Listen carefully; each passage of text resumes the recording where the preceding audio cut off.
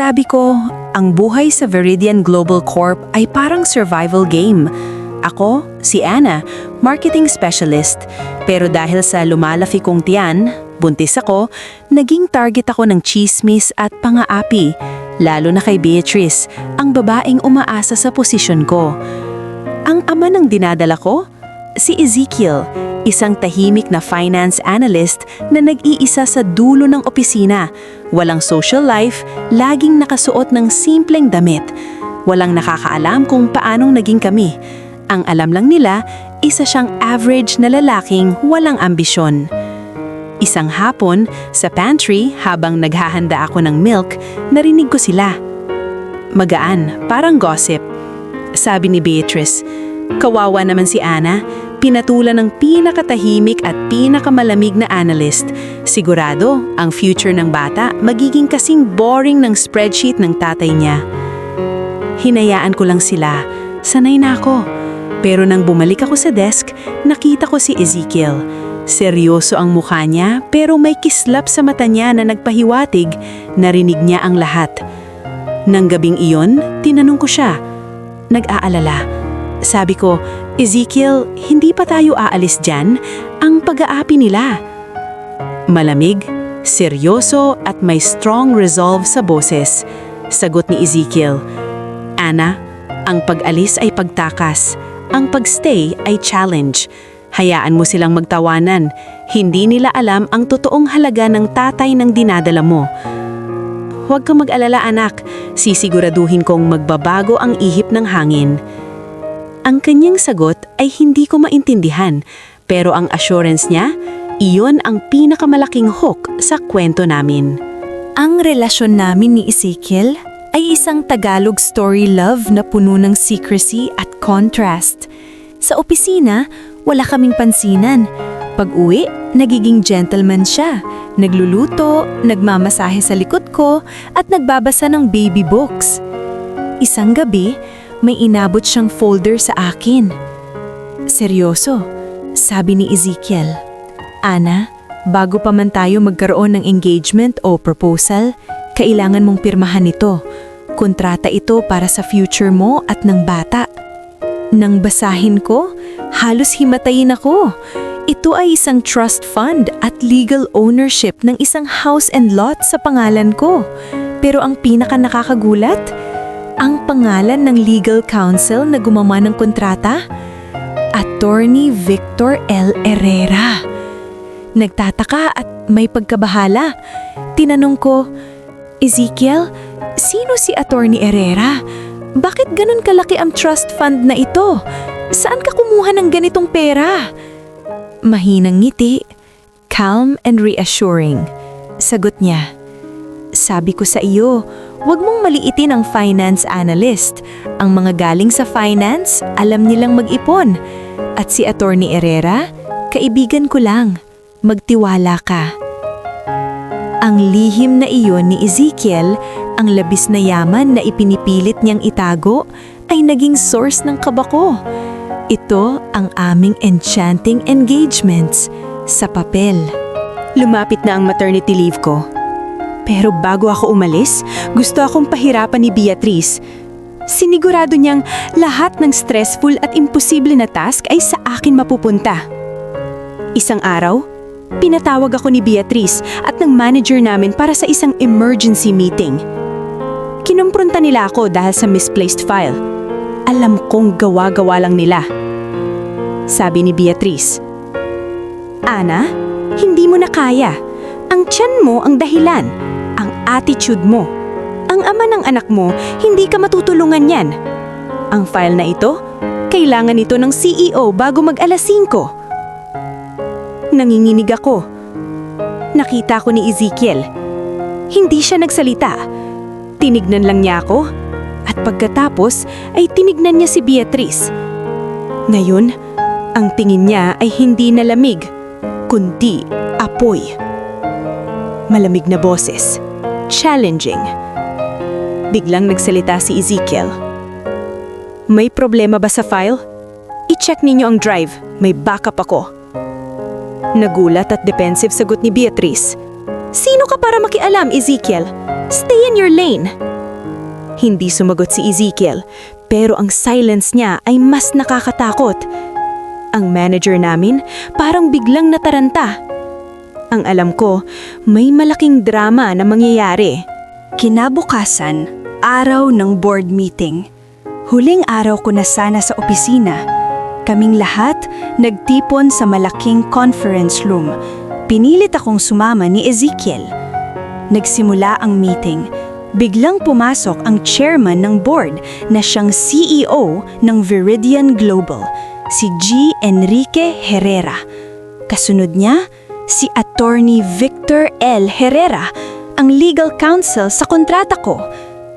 Sabi ni G. Herrera, "Magandang umaga. Bago tayo magsimula, may ipapakilala ako sa inyo. Siya ang anak ko at ang magiging CEO ng kumpanyang ito." Lumabas si Ezekiel, pero ngayon nakasuot siya ng isang mamahaling suit. Ang buhok niya maayos. Ang tingin niya puno ng authority. Hindi na siya ang analyst na nakasalamin. Siya si Ezekiel Herrera. Nagsalita si Ezekiel. "Magandang umaga. Ako po si Ezekiel Herrera, Chief Financial Officer at kasalukuyang Vice President. At gusto kong magbigay ng report tungkol sa misplaced file kahapon." Nagtinginan ng mga katrabaho namin, lalo na si Beatrice. Ang mukha niya parang binagsakan ng semento. Pagpapatuloy ni Ezekiel, "Ang file na iyon matagal nang obsolete, pero ang empleyado na gumawa ng sabotage na pinahirapan ng buntis na Ana, hindi obsolete ang kasalanan niya. Ang CEO ng kumpanya ang ama ng dinadala ko. Ang pinagtawanan, siya pala ang may-ari ng lahat. Ang intense drama ay nagsimula." Inilahad ni Ezekiel ang lahat. Ang pag-aapi, ang misplaced file at ang bullying ni Beatrice. Inamin niya na nagtago siya bilang analyst para makita kung sino ang tapat sa kumpanya at sino ang toxic. Sabi ni Ezekiel, "Ang akala ninyo wala siyang backer. Ang akala ninyo hindi ko siya matutulungan. Hindi niya ako kailangang tulungan. Ako ang dapat tumulong sa kanya. Si Ana at ang anak ko, hindi karapat-dapat sa inyong corporate bullying." Dahil sa order ni G. Herrera, agad na tinanggal si Beatrice at ang manager. Nagpaliwanag si Ezekiel sa akin. Mahinahon, sincere at loving. Sabi niya, "Ana, hindi ko sinabi sa iyo dahil gusto kong isecure muna ang pwesto mo, ang security mo. Ang pangarap ko, hindi suit. Ang pangarap ko, ikaw at ang anak natin. Ang satisfaction ay dumating. Ang payoff ay hindi pera o posisyon. Ang payoff ay ang justice na ibinigay sa akin ng lalaking minahal ko." Pagkatapos ng grand revelation, nag-resign ako. Kailangan ko ng kabayapaan para sa bata. Pero si Ezekiel, hindi siya tumigil sa pag-aalaga sa amin. Isang hapon, dinala niya ako sa isang rooftop garden na ipinagawa niya. Isang enchanting engagement setting. Walang board members, walang suit, walang deadline. Tanging kami lang. Nagsalita si Ezekiel. "Ana, ang best proposal ideas na naisip ko, hindi sa meeting room. Ito sa hardin, kung saan makikita natin ang future na itatayo natin. Hindi ako ang average analyst na pinagtatawanan nila. Ako si Ezekiel, at mahal na mahal kita." Lumuhod siya, hindi para magbigay ng report, kundi para mag-alok ng forever. Ang singsing may small engraving. May secret CEO. Humingi siya ng sagot. "Ana, papayagan mo akong maging chairman ng puso mo?" Yumakap ako siya. Ang Tagalog story love namin ay nagsimula sa isang tawa, pero nagtapos sa isang enchanting engagement na mas matibay pa sa anumang corporation. Dahil ang totoo, ang pinakamahusay na suit ni Ezekiel ay ang puso niya. Matapos ang proposal, naging usap-usapan kami sa buong business world. Pero mas pinili namin ni Ezekiel ang simple at low-key na kasal. Nag-resign talaga ako at nag-focus sa pagiging mommy. Ayaw ko na ng corporate pressure. Pero ang bridal shower ko, hindi iyon naging low-key. Ang mother-in-law ko, si Mrs. Herrera, ang nag-ayos. Sobra-sobra sa luho. Nakakatuwa pero nakakailang. Pero ang mas nakakatuwa, nakatanggap ako ng regalo mula kay Beatrice. Oo, si Beatrice na fired na at ngayon ay nagtatrabaho na sa isang maliit na startup. Ang laman ng gift, isang maliit na spreadsheet. May kasamang note. Nagbabasa ng note, soft and a little funny. Sabi niya, "Dear Anna, ang akala ko noon, ang yaman ay nasa profit. Nagkamali ako. Ang true assets pala ay ang peace at family. Congratulations sa inyong enchanting engagement. Sana maging kasing ayos ng spreadsheet na ito ang inyong financial future." Natawa ko. Ang dati kong kalaban, naging taga-suporta. Ang buhay talaga namang puno ng plot twist. Ang Tagalog story love namin, hindi lang nagbago sa amin, nagbago rin sa mga taong nasa paligid namin. Dumating ang araw na isinilang ko ang aming anak. Isang malusog na babae na pinangalanan naming Eliana. Walang board meeting o deadline na makakahadlang kay Ezekiel. Sa oras na yon, hindi siya ang CEO. Siya lang ang daddy. Habang inaalagaan ko si Eliana sa bahay, si Ezekiel naman formal nang umupo sa pwesto bilang CEO ng Veridian Global. Pero may policy siyang ipinatupad agad-agad. No more corporate bullying. May strict policy siya laban sa harassment at inilagay niya ang maternity leave benefits sa pinakamataas na level sa industriya.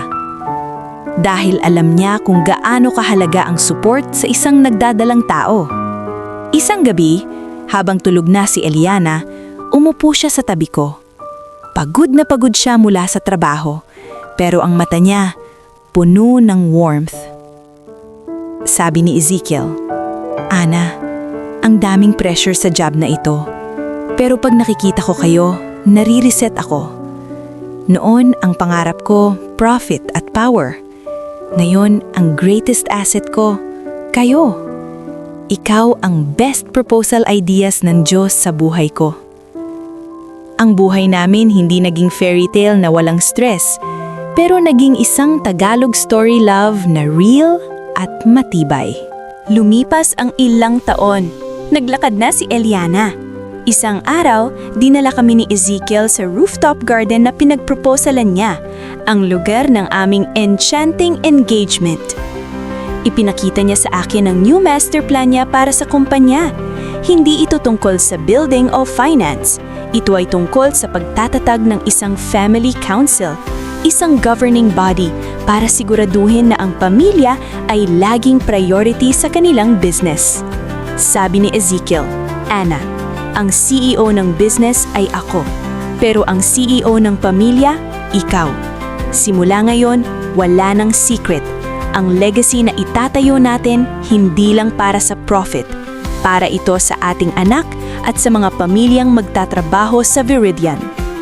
Ang CEO ng kumpanya na dating pinagtawanan ay nagbago ng kultura ng corporation.